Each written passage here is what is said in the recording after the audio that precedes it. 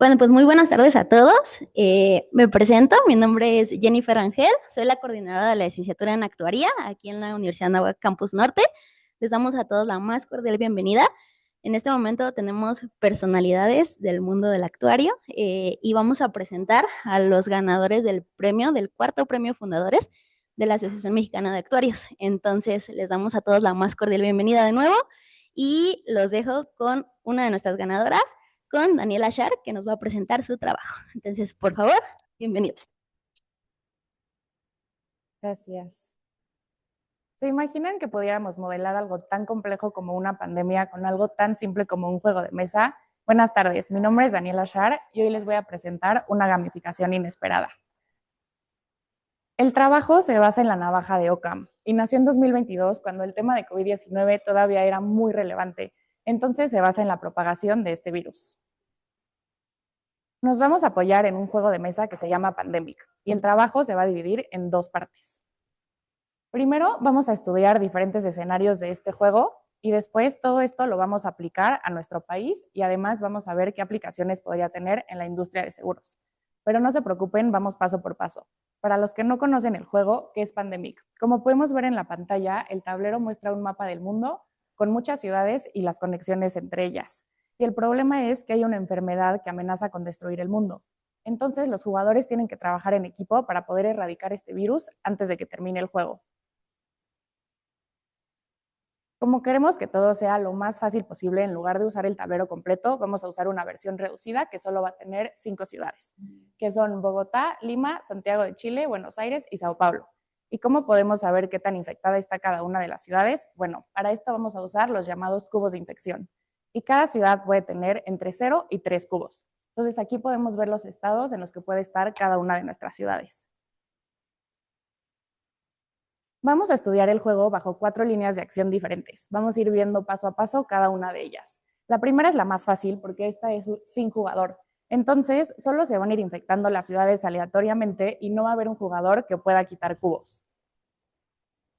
Los preparativos que se van a seguir son los mismos que en el juego real. Entonces, antes de empezar todo, se van a infectar 2 ciudades al azar.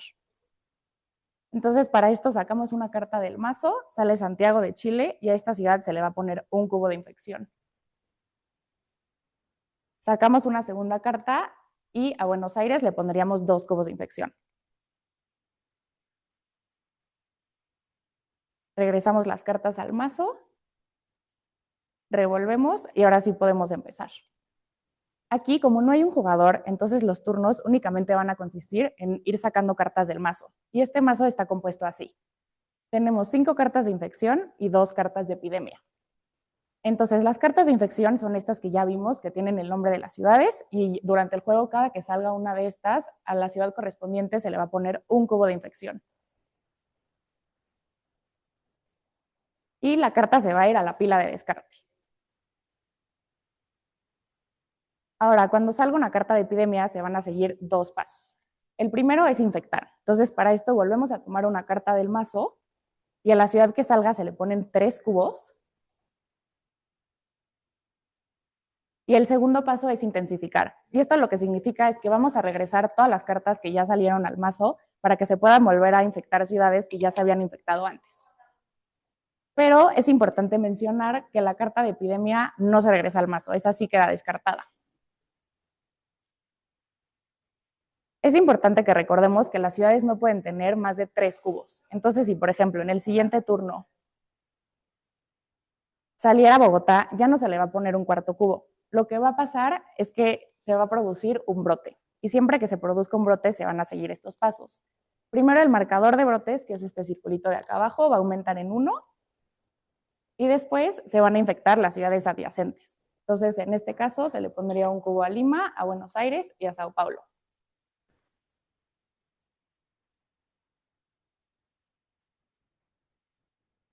Si saliera otra carta de una ciudad que ya tiene 3 cubos, se va a producir otro brote, y a esto se le conoce como reacciones en cadena, y va a pasar lo mismo. Nuestro marcador va a aumentar a 2 y luego vamos a infectar las ciudades conectadas, pero las ciudades solo pueden tener un brote. Entonces Bogotá, que ya tuvo uno, ya no va a tener más, y tampoco Buenos Aires.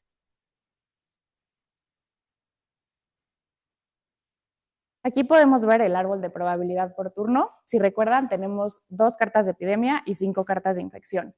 Entonces, al comenzar el juego, las probabilidades son 2 séptimos y 5 séptimos respectivamente, pero conforme va avanzando el juego, estas probabilidades van cambiando por cómo vamos sacando cartas a la pila de descarte y regresándolas cuando sale la de epidemia.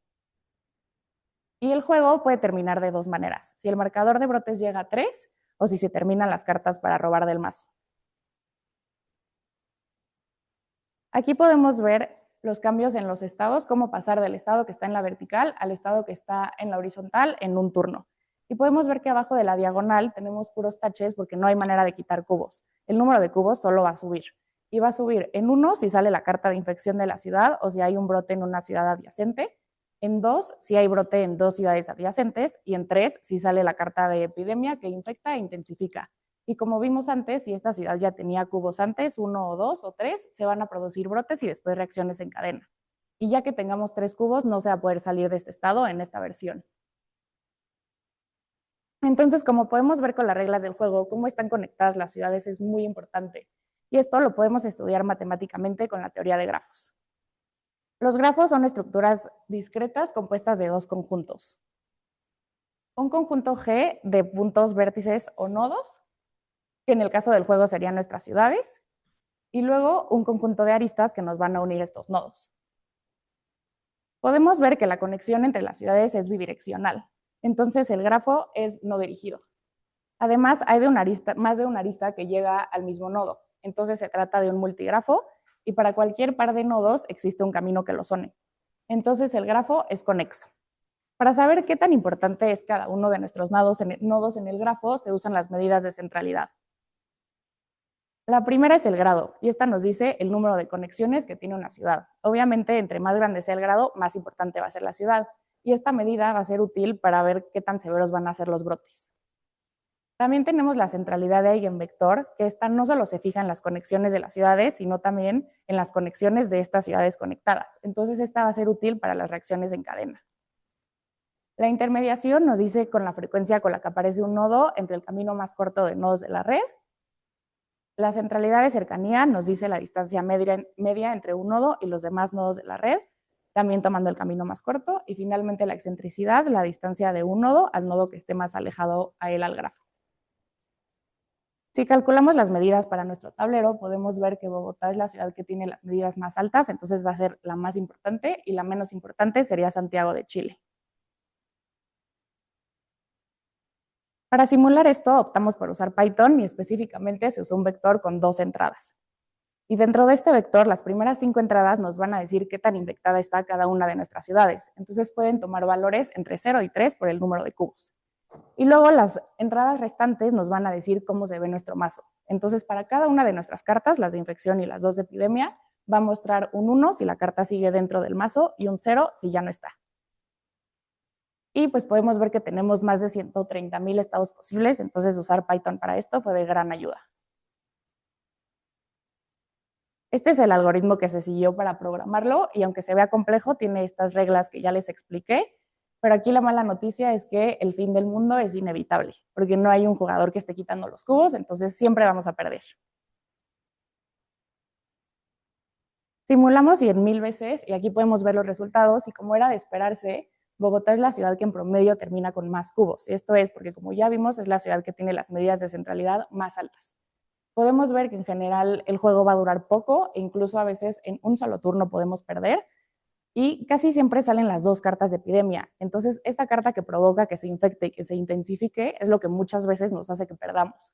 Y son muy pocos los juegos que acaban con 0, con 1 o con 2 brotes. Entonces, la conexión entre las ciudades es muy importante porque de esto depende qué tan severos son los brotes. Y acuérdense que una manera de que termine el juego es si el marcador de brotes llega a 3. Ahora, ¿qué pasaría si le metemos un jugador? Para esta versión se van a seguir los mismos preparativos que antes. Vamos a infectar 2 ciudades al azar antes de empezar, pero ahora también va a empezar un jugador en una posición aleatoria. Y aquí los turnos van a estar compuestos de esta manera. En cada uno, el jugador va a hacer 2 acciones que pueden ser o trasladarse aleatoriamente a una ciudad conectada o eliminar un cubo de infección. Y en esta versión, siempre el jugador va a priorizar la eliminación de cubos. Entonces no se va a mover hasta que ya no haya cubos en donde está parado. Y ya que haga sus dos acciones el jugador, ahora sí vamos a sacar una carta del mazo y esto va a ser igualito que en la versión anterior que vimos, va a estar compuesto de la misma manera. Entonces aquí sacamos una carta y a Buenos Aires se le pone un cubo de infección. Ahora es turno del jugador, como no hay cubos en donde está parado, se va a mover aleatoriamente con su primera acción. Cayó en Bogotá, que tampoco tiene cubos, entonces se vuelve a mover aleatoriamente y acaba en Buenos Aires. Una vez más, sacamos una carta del mazo.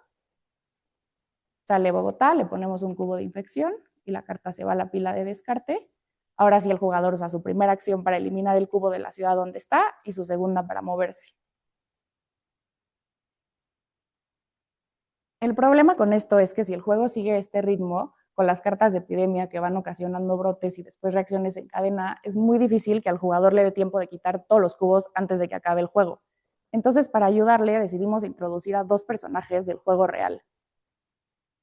El primero es el médico, y este tiene un poder que con una sola acción puede quitar todos los cubos de donde esté parado. Entonces aquí usaría su primera acción para quitar los 3 cubos de Sao Paulo y su segunda acción para moverse a Bogotá. Y el segundo personaje es el especialista en cuarentenas, y este tiene un poder que no deja que se pongan cubos en la ciudad donde está parado. Entonces, si por ejemplo sacáramos una carta del mazo y saliera a Bogotá, no se van a poner cubos ahí. Una vez más, aquí podemos ver los cambios entre los estados. La parte de arriba de la diagonal es la misma, pero ahora sí existe la opción de quitar cubos. Y el número de cubos que se va a quitar va a depender de qué personaje se trata. El especialista en cuarentenas va a ir quitando de uno en uno y el médico va a quitar todos los que hayan, ya sean 1, 2 o 3. En esta versión, el jugador se va a mover aleatoriamente. Y sabemos que podemos estudiar la evolución de fenómenos aleatorios en el tiempo con procesos estocásticos. Y además, a dónde se va a mover el jugador solo depende de dónde está parado actualmente. Entonces, se trata de una cadena de Markov discreta y homogénea. Y aquí podemos ver la matriz de transición que nos va a decir la probabilidad de que el jugador se mueva de una ciudad a otra en un movimiento. Una vez más, aquí podemos ver el algoritmo y este se vuelve más complejo porque además de todas las reglas que ya habíamos visto antes, se introduce al jugador y también pues va a ser diferente si este es médico o si es especialista en cuarentenas. Pero aquí sí ya va a aparecer la opción de que el jugador gane.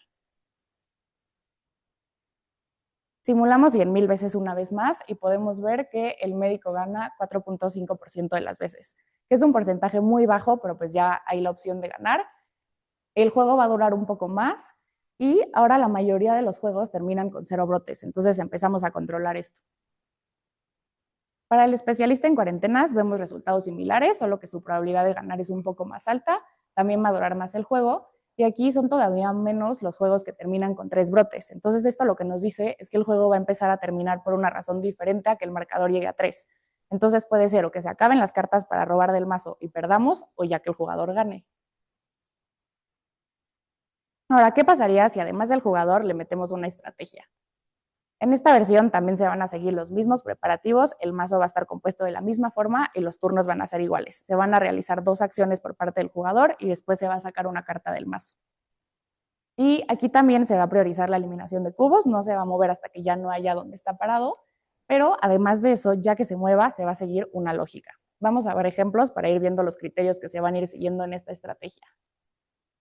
Entonces, siempre lo primero que vamos a hacer es revisar las ciudades adyacentes. Entonces, por ejemplo, aquí checamos Bogotá y Buenos Aires. Y como Buenos Aires tiene 2 cubos y Bogotá solo uno, el jugador se movería a Buenos Aires.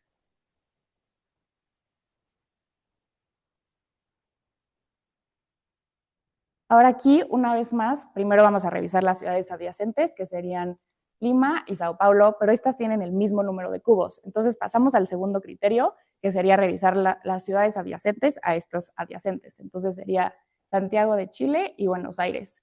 Santiago de Chile sí tiene un cubo y Buenos Aires no. Entonces el jugador se iría a Lima.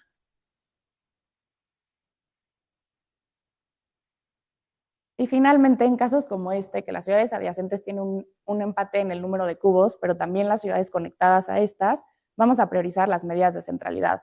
Y como hemos visto a lo largo de la presentación, Bogotá es la ciudad más conectada y la más importante. Entonces ahí es a donde se movería el jugador.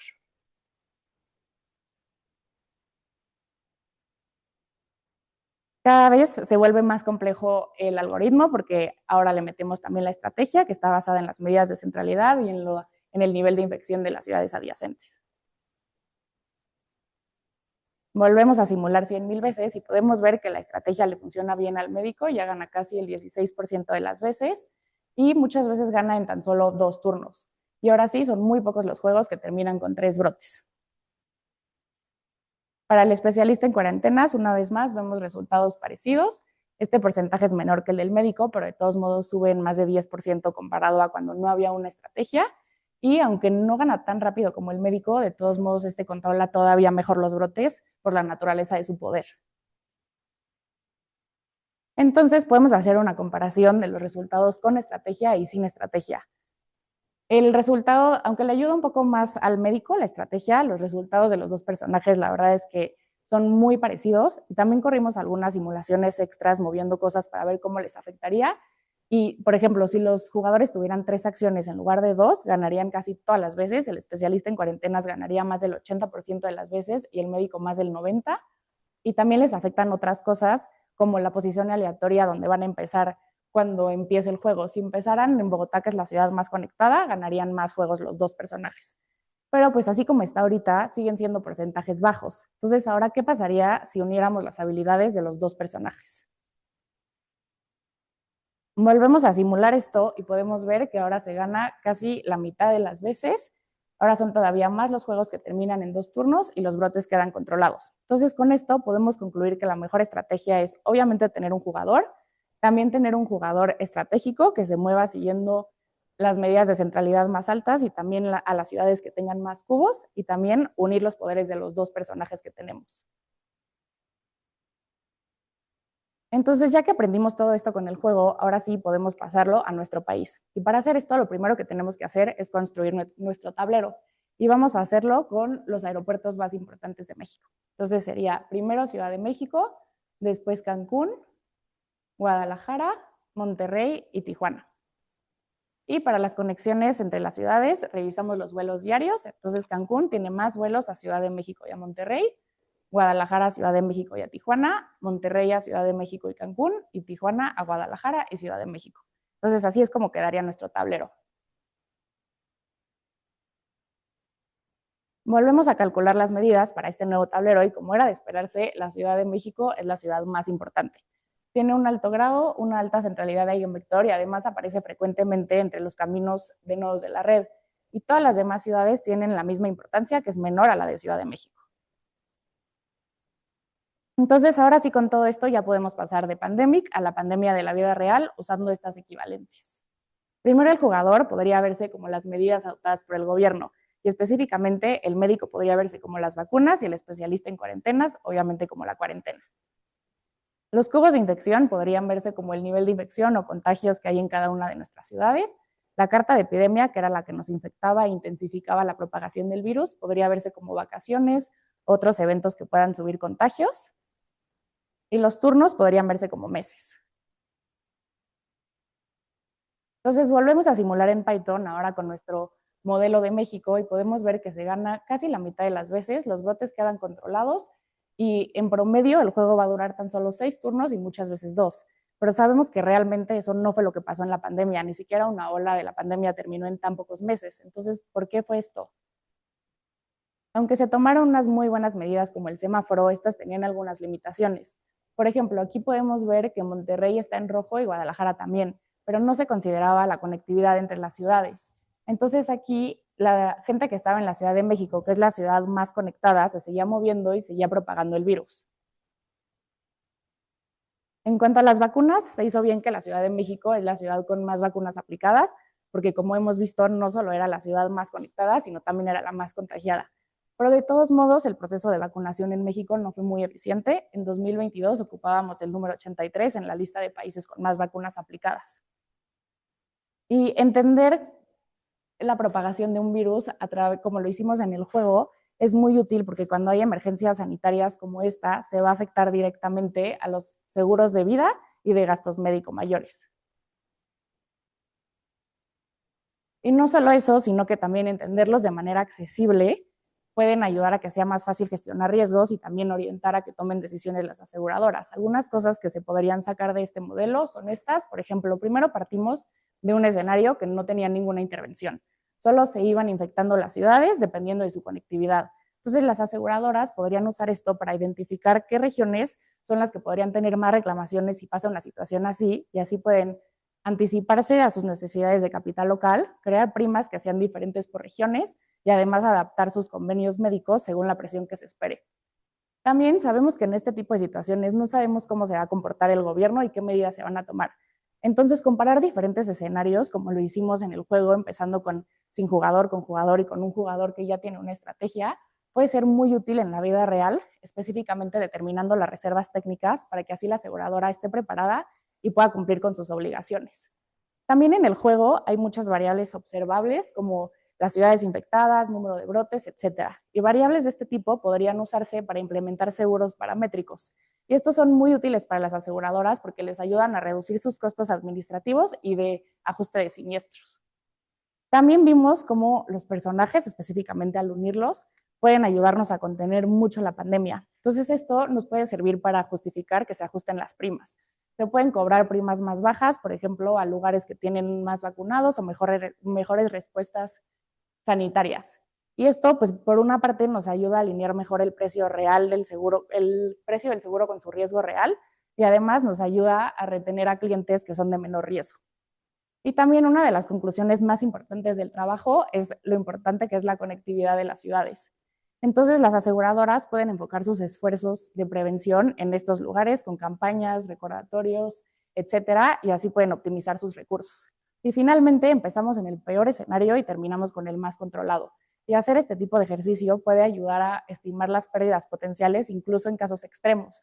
Y esto puede ayudar a que la aseguradora decida si necesita reaseguro o no.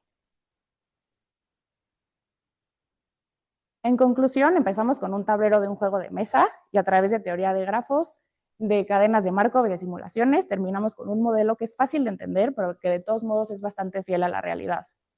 Y no solo eso, sino que también identificamos patrones que pueden usarse en el sector asegurador. Obviamente hay muchísimas cosas que no se están considerando. Para empezar, en México solo estamos tomando conexiones entre aeropuertos y solo de 5 ciudades, pero pues de todas maneras nos da una idea general de cómo se propaga el virus, de lo importante que es la conexión entre las ciudades, de lo útil que es comparar diferentes escenarios y de cómo tomar buenas medidas puede ayudar a contener los brotes. Y finalmente esto también es como una invitación a repensar cómo hacemos las herramientas actuariales del futuro para que se entiendan bien, que comuniquen y además que nos ayuden a tomar decisiones. Muchas gracias.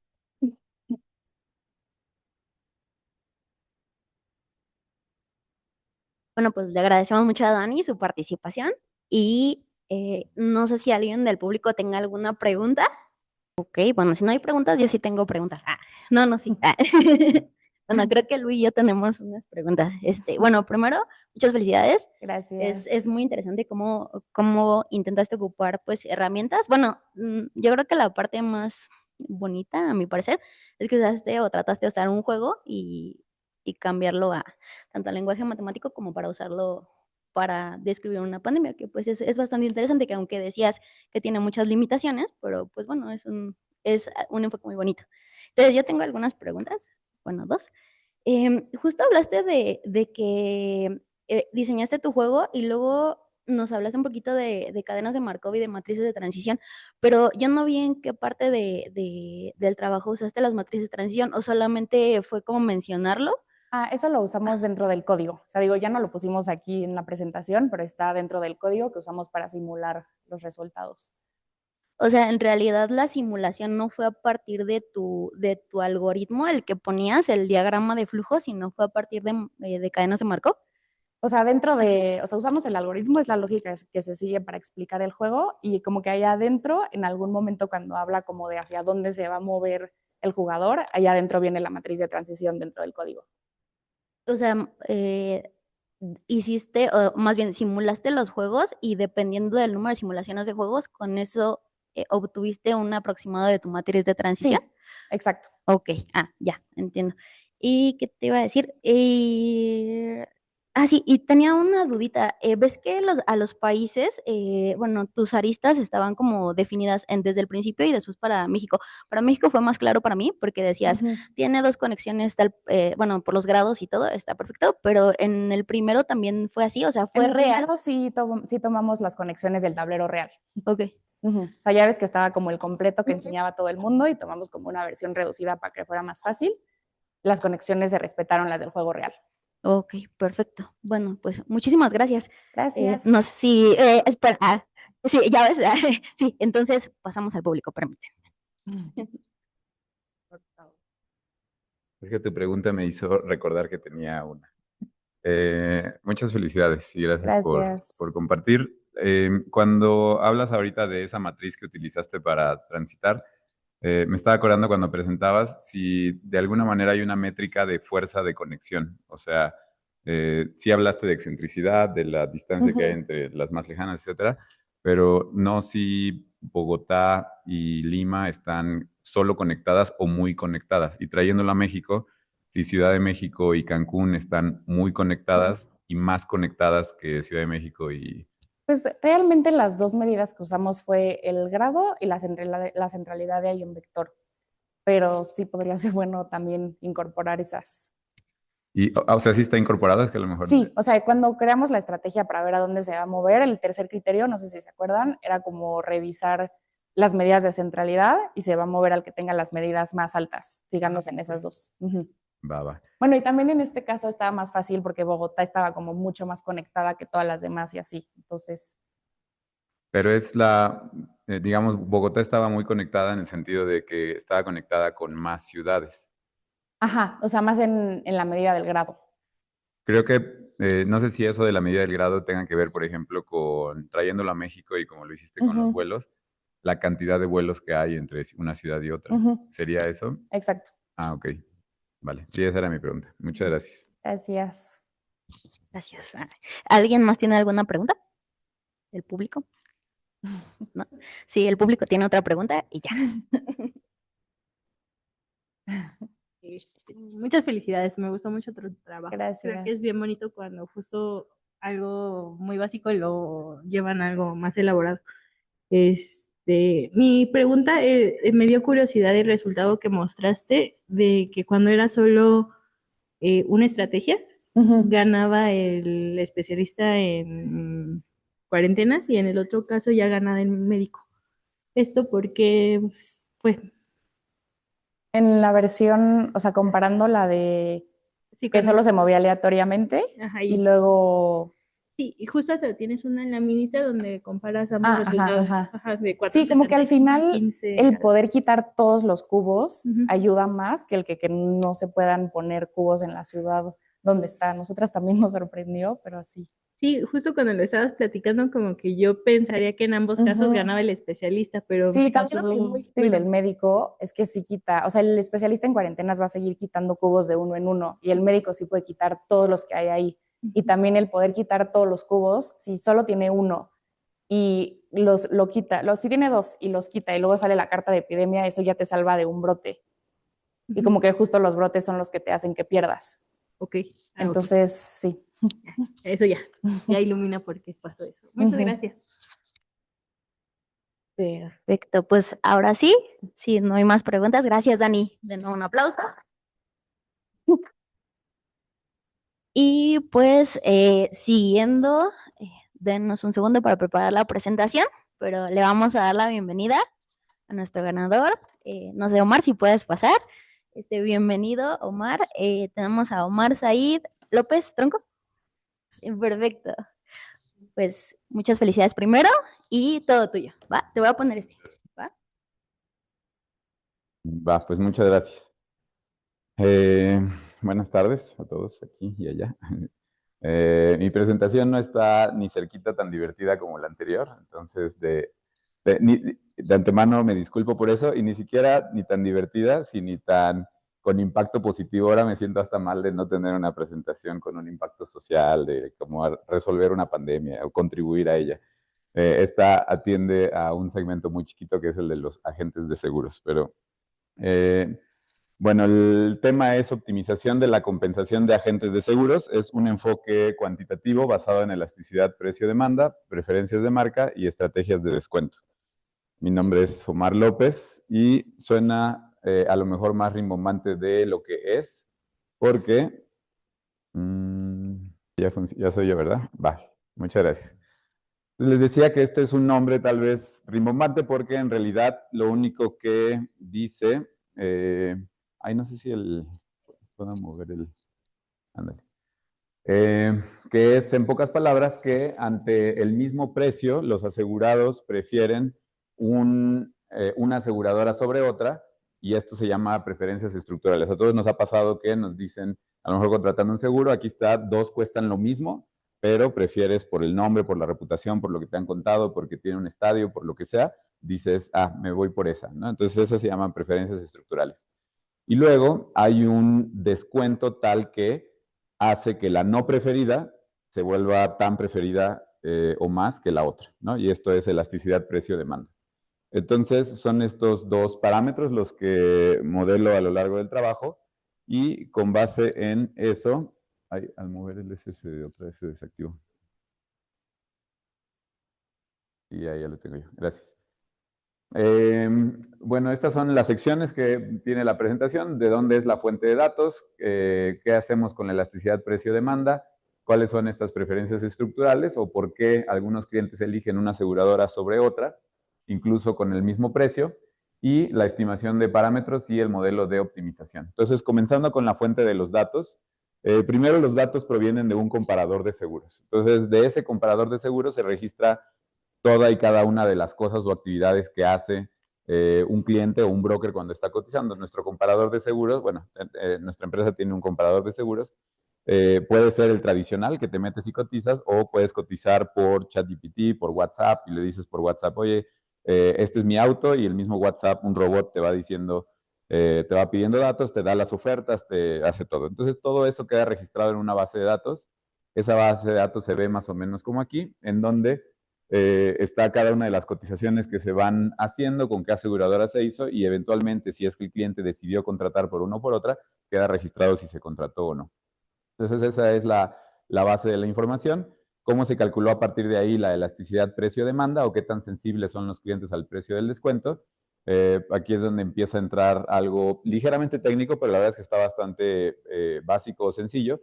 Esta fórmula de elasticidad precio-demanda viene de economía en realidad, es una fórmula bastante vieja, bastante aceptada, bastante simple, y se modela, básicamente lo que dice es en cuánto cambia la demanda o la cantidad demandada por algo ante un cambio porcentual en el precio de esa cosa. ¿Sí? Eso es básicamente lo que hace la elasticidad y se estima que cuando la elasticidad es mayor a 1, se considera que ese bien es elástico, es decir, que los consumidores son muy sensibles al precio, y cuando está entre 0 y 1 o abajo de 1, la demanda es inelástica. Los consumidores son relativamente indiferentes al precio. De todas formas, se considera positiva porque si algo es más caro, no lo vas a preferir normalmente, ¿no? Hasta que llegó Apple y logró vendernos iPhones cada vez más caros y los queremos más, ¿no? Pero típicamente esta elasticidad está entre arriba de 0. ¿Cómo modelamos esto? Simplemente estamos diciendo, un agente de seguros o un broker de seguros tiene acceso a cierto mercado, puede vender, digamos, 1,000, 10,000 pólizas, y lo que está midiendo esta ecuación es qué porcentaje de su cartera se va con la aseguradora A o con la B o con la C. Es lo único que está modelando esta parte. Y esto lo que dice es cuántas personas se van con la A o con la B o con la C, dependiendo del precio, del descuento y de las preferencias de marca. Para aterrizarlo en un ejemplo, imagínense a 3 aseguradoras, es un mundo solo con 3 aseguradoras, así como Dani lo simplificó es un mundo con 3, 4 países, aquí vamos a simplificarlo a 3 aseguradoras. Supongamos que el mercado accesible para un agente de seguros son 700,000 pólizas, él vende 700,000 pesos, pólizas, dólares, lo que quieran, no importa qué unidad le quieran poner. Vamos a asumir que alfa es 1, que alfa es la sensibilidad, la preferencia estructural, y que cada prima, cada seguro cuesta 10,000 pesos. Está muy sencillo este mundo, hay un descuento de 0% y la elasticidad olvídenla por ahora. En este mundo muy sencillo, la cantidad que se va a ir a cada una de las 3 aseguradoras es la misma, 233,000 pesos, ¿sí? Esto en la vida real es estocástico o probabilístico. Aquí nada más estamos diciendo, asumiendo que se prefieren igual las 3 tienen el mismo precio, ninguna tiene descuento, entonces es natural pensar que se reparte igual la cartera entre las 3 aseguradoras.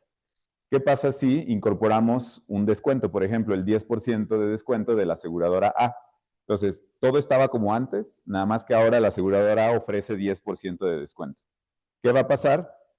Cuando la elasticidad es 1 o está, digamos, en su punto base, la aseguradora A, al tener un descuento, más gente se va a ir hacia esa aseguradora. Entonces, podríamos decir que 250,000 pesos de póliza, de prima, se van hacia la aseguradora A, y como la B y la C son iguales entre ellas, pues se va el resto hacia las dos, 225,000 pesos a cada una, ¿va? Pero ¿qué pasa cuando la elasticidad es 2 o el mercado es más inelástico? El mercado es más sensible al precio, y entonces como es más sensible al precio, más gente se influye por el descuento en la aseguradora A, y esto lleva a esta cantidad de 267,000, si se fijan, incrementó de 250 a 267, y la cantidad demandada en la B y la C baja de 225 a 216. Pero si el mercado es poco elástico, entonces sí se va gente hacia la aseguradora A, pero menos gente que en este caso de elasticidad 1. ¿Sí? Simplemente son 3 escenarios diferentes modelando cómo influye esa elasticidad. Si la elasticidad fuera 0, a la gente le es totalmente indistinto el precio y se hubieran quedado como estaban. ¿Ok? Ahora, esa fue la elasticidad precio-demanda. Ahora, las preferencias estructurales por marca o por qué algunos clientes eligen una aseguradora sobre otra, incluso con el mismo precio. Entonces, lo que hicimos aquí fue empezar a ver, en vez de ir y modelar cómo encuestar gente para decirle, ¿y tú qué prefieres? La trayectoria de la aseguradora, su solidez financiera, la calidad en la atención, ¿qué tanto conoce la aseguradora? En vez de encuestar, pues lo bueno de un comparador es que es el comportamiento real de la gente, cómo actúa realmente ante 2 precios o ante 2 aseguradoras. Entonces, no importa al final cuáles sean los criterios subyacentes por las que un asegurado prefiere una aseguradora a otra, la realidad es que termina prefiriendo una sobre otra. ¿Cómo lo modelamos? De nuevo, esta es teoría que existe desde hace bastante tiempo. Entonces, lo que hicimos fue tratar de modelar esta utilidad que te trae contratar con una aseguradora o con otra. Todo esto en economía se modela con teoría de utilidad, entonces es qué tanta utilidad me trae una cosa sobre otra. No importa cómo midas tú tu utilidad, alguna cosa te da más utilidad. Hay quien lo interpreta como felicidad, ¿no? ¿Qué tanto te da felicidad tener una marca de coche contra otra, un seguro contra otro, un celular contra otro, etcétera? Entonces, ya combinando todo esto, quedan estos parámetros y digamos que resulta en escenarios como este. Aquí, así como en el juego de mesa, empezamos a agregar elementos adicionales o variables adicionales, y aquí ya estamos metiendo estas preferencias de marca. Imagínense que tenemos a las 3 aseguradoras y la A tiene una preferencia de 0.8, la B de 1 y la C de 1.2. Esto lo único que significa es que la B es como la base, la A se prefiere menos, como un 20% menos, y la C se prefiere más. ¿Sí? Entonces, simplemente esto nos está diciendo que la C es la favorita y la A es la menos demandada, pues. Ante esto y con una elasticidad de 1, aquí no hay descuento, quitamos el descuento de nuevo y todas cuestan lo mismo, pero aunque cuesten lo mismo todas, como la gente prefiere a la aseguradora C, más dinero se viene hacia la aseguradora C, y como no prefieren a la aseguradora A, menos dinero se viene a la aseguradora A. Es como lo que hicimos hace rato con el descuento, pero aquí no son descuentos, aquí es preferencia por una aseguradora u otra. Y luego, en este escenario es las mismas preferencias, pero la gente es sensible al precio y aquí es muy sensible al precio. No importa, porque aquí todas valen lo mismo. Entonces, no importa qué tan sensibles al precio sean, no cambia la cantidad demandada. Lo que está influyendo aquí es solo únicamente la preferencia por la marca. Da igual la elasticidad. ¿En dónde entra la elasticidad? ¿En dónde entra el efecto combinado? Cuando metemos un descuento. Ahí sí el descuento es el que empieza a mover las cosas. Entonces estamos en este escenario base de 0.8, 1 y 1.2, la elasticidad es 1. En todos los escenarios la aseguradora pone un descuento del 10%, pero vamos haciendo al mercado cada vez más sensible al precio. Entonces en este escenario, si recuerdan la anterior, la cantidad demandada en la C era 280,000, pero en este otro baja ligeramente porque el descuento en la aseguradora se roba un poco de mercado. Entonces se va de 186, que era la cantidad demandada, era la menos preferida, pero metiendo un descuento empieza a robarse un poco de mercado. Entonces de 186 sube a 201, quitándole tantito mercado a las otras dos. Una pasa de 233 a 226 y la otra pasa de 280 a 271. Pero si el mercado es muy sensible al precio, ¿sí? Si empieza a ser muy sensible, me voy a brincar hasta acá, si es muy sensible, termina robándole tanto mercado que termina siendo la más demandada. ¿Sí? Era la menos favorita, pero el mercado es muy sensible al precio y le está metiendo un descuento del 10%. Entonces termina siendo la aseguradora dominante a pesar de ser la menos favorita. Y ahí está el efecto de la elasticidad. ¿Vale? ¿Cómo lo hicimos? Y teníamos una lista de, cuando digo lo hicimos ChatGPT y yo, que estuvimos trabajando en esto. Tenemos aquí una lista de aseguradoras, tenemos los precios que tiene cada una y una variable en donde determinamos quién es por quien se inclinó el cliente al final. Entonces, en este escenario, un cliente cotizó 3 seguros y terminó contratando este, que coincidentemente es el más barato. Para el asegurado número 2, teníamos a 3 ofertas, se terminó yendo con esta, que en este caso no era la más barata, tenía una oferta más barata de 7,051, pero por alguna razón el asegurado prefirió quedarse con la aseguradora B. Igual y odia la C, igual y conoce más la B, quién sabe, pero en este caso se inclinó por la B. Y así acomodamos cada decisión de compra que hizo cada asegurado, lo acomodamos de esta forma. Luego calculamos un descuento relativo para no tenerlo todo en términos de pesos como aquí, le calculamos con esta fórmula un descuento relativo, quedando de esta forma. Entonces simplemente dice, ¿cuál es la más cara? En este caso es 8,830, no tiene descuento, pero 5,611 tiene cierto descuento con relación a la más cara, un descuento del 36, ¿no? Esto se le llama ingeniería de atributos y se hace como para agregar elementos al modelo que puedan predecir mejor. Entonces este fue un atributo agregado que fue bastante útil. Se hace la estimación por máxima verosimilitud, que es el método pues, el más estándar o el más básico para hacer esto, y termina en un resultado como este, que lo único que dice este resultado, bueno, delata que esto ya tiene más de un año de haberse, bueno, casi un año de haberse hecho, y lo que dice aquí es los coeficientes, que es lo que estamos estimando, da aquí unos intervalos de confianza y da algunos otros criterios que las conclusiones están en la siguiente lámina, que es básicamente esto. Para el coeficiente de la aseguradora B, que es este punto 9055, es el que veían acá, este coeficiente lo que nos está diciendo esto es, tiene una alta significancia, tiene un coeficiente positivo, y esto se interpreta como una preferencia estructural por la aseguradora B respecto a la A. Y si traducimos esto al español, dice la probabilidad de elección es 2,47 veces mayor que A.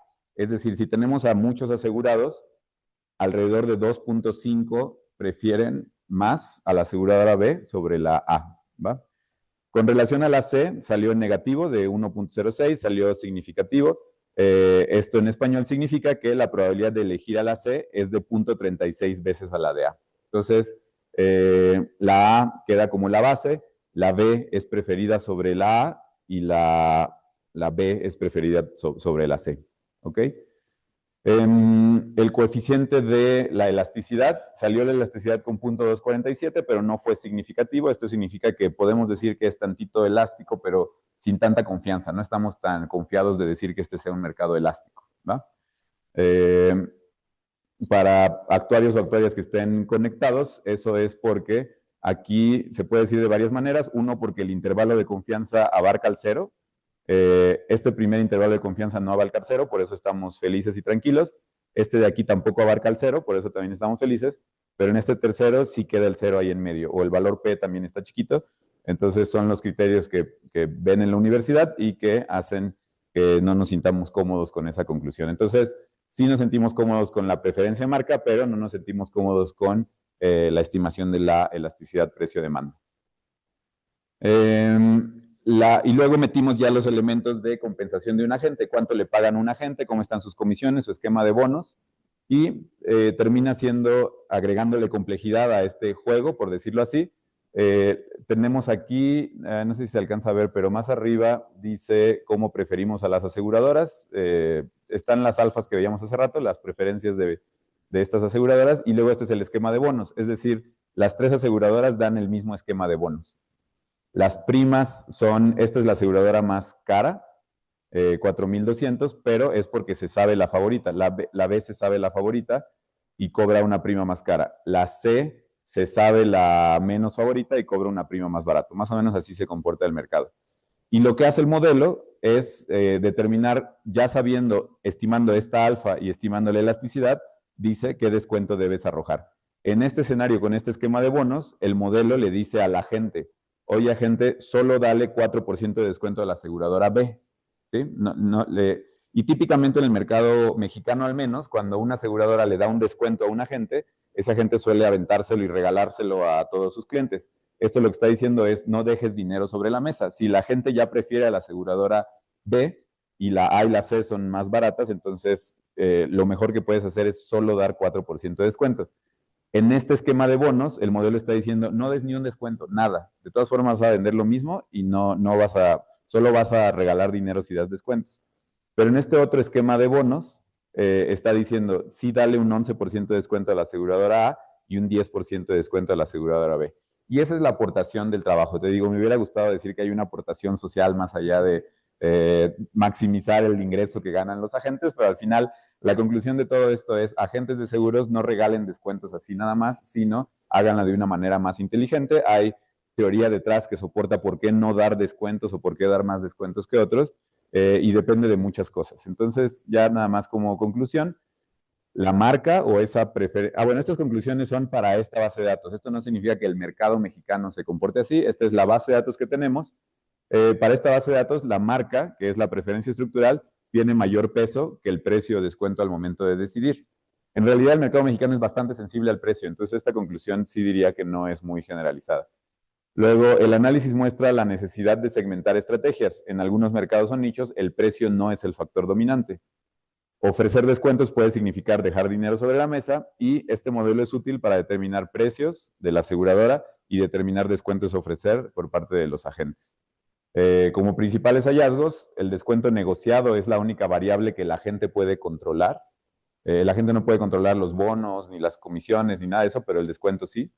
En escenarios con alta elasticidad, pequeños descuentos pueden generar grandes incrementos.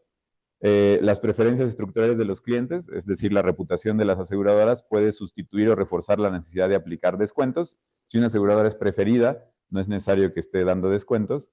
Las metas de bonificación escalonadas introducen algo que en matemáticas se llama no linealidades, que justifican estrategias de concentración agresivas, poner toda tu cartera en una sola aseguradora, por ejemplo. Y el volumen de mercado, esta es una conclusión que me sorprendió a mí mucho, pero el volumen total de mercado que maneja el agente influye radicalmente entre esa estrategia óptima. Es decir, en español, los agentes pequeños requieren descuentos más agresivos, mientras que los agentes grandes pueden alcanzar bonos sin sacrificar precio.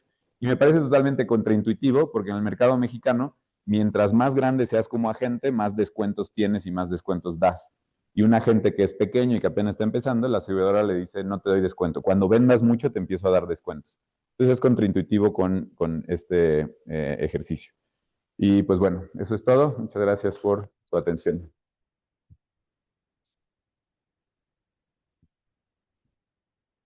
Pues agradecemos a Omar su valiosa participación. También estaba muy interesante. O sea, no creo que sea menos interesante, está padre. Y pues nada, pregunta al público primero si tienen alguna pregunta o en Zoom tienen alguna pregunta. Bueno, oye, está muy padre, está muy interesante. Tengo varias. La primera es, si ves que tú sí ocupaste datos reales. Este era de ellos, ¿no? ¿Dónde? ¿Este es de ellos? Ah, sí. Ay, Sí, tú no te preocupes. ¿Ves que decías que usaste datos reales? Eso está padre, que los clientes cotizaban y veías con qué opción se quedaba. Esos Sí. datos sí son totalmente reales, ¿no? Sí. Y ahí cuando en esa plataforma cotizaban los seguros, sí es consciente el sistema de que todos los seguros tienen que tener las mismas características. Es decir, o sea, no, una aseguradora no ofrece un poco más que la otra. Sí, está muy buena tu pregunta. Normalmente los comparadores de seguros para estandarizar las ofertas se ponen la misma oferta en todos, ¿no? Todos tienen el mismo deducible, misma suma asegurada. A lo mejor sin querer alguna tiene un llantas o rines o espejos, ¿no? Pero en términos generales se hace una oferta estandarizada, unificada, y esa es la que se ofrece. Sí le puedes hacer modificaciones, o sea, puedes decir como que, oye, me gusta tal aseguradora, pero a lo mejor si en la otra por el mismo precio me pones menor deducible o más suma asegurada, entonces la prefieres. Cuando le empiezas a hacer esas modificaciones o personalizaciones, entonces se permite en este modelo, pero este la quita. O sea, como que como ahí estás introduciendo elementos adicionales que no las hacen estándar, no entran a esta base de datos. Entonces, al final la base de datos sí contiene puros comparables Comparables. reales. Excelente. Esa era mi primera pregunta. Y bueno, a raíz de esto, eh, ves que nos contabas que en el caso de tu modelo Logit, justamente el parámetro de la elasticidad no te salía significativo, o sea, no estaba seguro si sí o si no. Ujú. Tú, en tu experiencia, ¿crees que México es un mercado con alta o baja elasticidad o no? Sí, creo que depende del ramo. Hay ramos como autos que se le dice muy comoditizado, está muy ya, me da igual con qué aseguradora, la que me dé mejor precio. Entonces, autos es muy sensible al precio. Hay algunas otras que no lo son. Depende un poco también del ramo, de la importancia para ti del bien que estás asegurando. Y depende de algunas otras cosas, pero en general, seguros, cuando no son de nicho, como muy especializados, te da un poco igual, o al mercado mexicano le suele dar un poco igual la aseguradora y se inclina mucho por precio. Entonces juega mucho más la parte de preferencias estructurales, de qué tanto prefieren una aseguradora. Por eso vemos aseguradoras comprando estadios y patrocinando todo este tipo de cosas, porque influye en esas preferencias estructurales, pero el mercado sí creo que es muy elástico a la parte del precio. Hay uno que otro ramo que no, pero en general sí. Sí, sí, es que justo me quedé pensando en eso, que en México generalmente es un mercado chistoso porque cuando vemos que una aseguradora compró un estadio o que patrocina ciertas cosas que nos gustan y así, decimos, ah, esa, ¿por qué? Por eso. Sí. O sea, no tenemos una razón más sólida, pero está muy bien.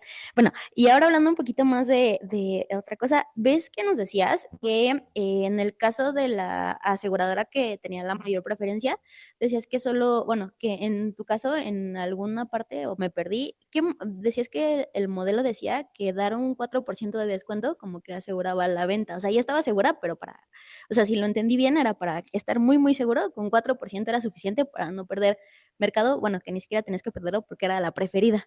¿Ese 4% de dónde salió? ¿O cómo lo estimaste? O sea, al final ahí es donde entra la optimización del modelo. El modelo utilizamos un modelo que está muy simple porque como tiene tanta no linealidad, no hay una respuesta, no hay un máximo general, no hay un modelo teórico que pueda llegar, entonces termina siendo por simulación. ¿Cómo fue esta simulación? Simplemente fue simulando ligeros descuentos, ver cómo se va comportando y cuando simulas, mira, le puedo regresar tantito acá. Sí, En gracias. realidad está muy simple porque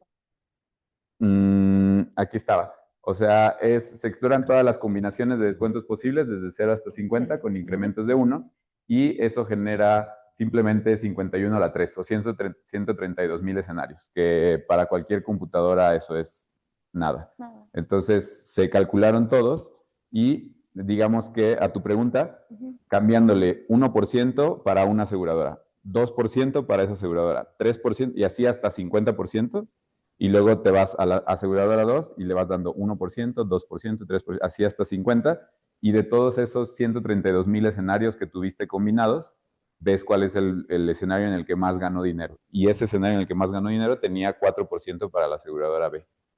¿Me expliqué? Ok, sí, más o menos. Simulación, fue por simulación. Entiendo. Y más allá, justo va orientada a mi siguiente pregunta. En el caso de, ¿hiciste un estudio entonces de ver cuánto o qué descuento era óptimo ofrecer de las otras aseguradoras para que le ganaran el mercado a la preferida? O sea, haz de cuenta, tú sabes que, bueno, o estás viendo en tu tabla que si ofreces un 10% de descuento, no importa, va a seguir prefiriendo la que habían preferido de la manera que sea, pero, o sea, llegaste a algún descuento óptimo de, bueno, sí, pero si en lugar de 10 ofrezco 11, ya en ese momento como que el cliente lo ve como es mejor. Ya. Aquí es como en todo modelo de de optimización, pues, sea maximización o minimización, lo que buscas es qué es lo que quieres maximizar. Lo que maximizamos en este ejercicio es la compensación del agente, diciendo, el agente no le importa para quién vende, el agente quiere ver su cartera en dónde está el máximo de su cartera. La pregunta que estás haciendo, habría que maximizar otra cosa, habría que ponerse en los zapatos de una aseguradora y decir, cuál es el descuento ideal para que yo me lleve la mayoría del mercado. Es correcto. Entonces, el ejercicio es el mismo, la simulación sería la misma, nada más el criterio de maximización es el que maximiza no es el que le da más compensación a la gente, sino maximizaría donde una aseguradora se vuelva la líder. Por eso decía entre las conclusiones que este modelo es útil no solo para... estaba acá. El modelo es útil para determinar precios de la aseguradora. Lo que estás diciendo ahorita es cómo una aseguradora puede determinar precios o descuentos para ser la líder o determinar descuentos a ofrecer, que es la perspectiva desde que la analizamos aquí. ¿Va? Sí, entiendo, claro. Vale, bueno, ese comentario también me iba orientado porque aquí tenemos a nuestra experta de problemas multiobjetivo, entonces estaría muy padre atacar ese desde otra perspectiva, para que no tuvieras que solamente maximizar o minimizar una cosa a la vez, sino tratar de hacer todo al mismo tiempo, vamos a decirlo así. Entonces, pues está muy padre tu trabajo, muchas felicidades por enseñarnos algo nuevo. Y bueno, esas son mis preguntas, pero no sé si alguno del público tiene alguna otra. Perfecto, ¿no? Pero ya sí. Son las mejores moderadoras de evento que hay. Yes. No, me gustó mucho tu trabajo. Nada más, sí, justo el comentario era que vi que el modelo, cuando lo optimizaste, usó el BFGS. Ese modelo en optimización es muy útil justamente para encontrar el óptimo, pero tiene el problema que tú decías de que hay muchos óptimos, porque es multimodal, es completamente multimodal. ¿No pensaste en usar otro enfoque? Porque justamente esto da pie a que uses algoritmos heurísticos, porque quieres el mejor de todos. No sé si lo consideraste. Sí, al final se corrieron varios modelos. Para Logit, o sea, entiendo que para diferentes problemas no puede ser el adecuado. Para Logit es el que minimiza más rápido la matriz hessiana, el que llega más rápido a un óptimo. Era el mejor para este contexto. Aún así, probamos con varios y aún así el resultado sí fue el mejor de este. Sí, justamente te comento porque hay algoritmos que simulan el efecto de las hessianas, pero no tienen los costos computacionales y te pueden ayudar justamente a salir de estancamiento. Como bien te dijo Jenny, sí, yo hago esa parte. Entonces, si das algo con mucho gusto. Quedo a Va, tu platicamos disposición. después. Muchas gracias. Excelente. Pues aplausos. ¿Tienen dudas más el público conocedor? Venga, público. No, pues Omar, te llevas todas las palmas. Muchas felicidades. Está muy padre. Te digo, al final creo que como actuarios o matemáticos, sea la rama que sean, es muy enriquecedor saber que aunque unos trabajamos en una cosa y otros trabajamos en otra, al final los modelos que usamos tienen pertinencia no solo en una cosa, sino en todas. Entonces, es muy bonito hablar de temas como comunes entre todos, aunque el para qué sea diferente, ¿no? Entonces, muchísimas felicidades nuevamente. Y pues gracias al público conocedor por esta sesión, también al Zoom, muchas gracias a todos por acompañarnos y pues nos vemos pronto. Hasta luego, ha sido un placer. Bye. Sí, bravo. Ay, sí. Gracias.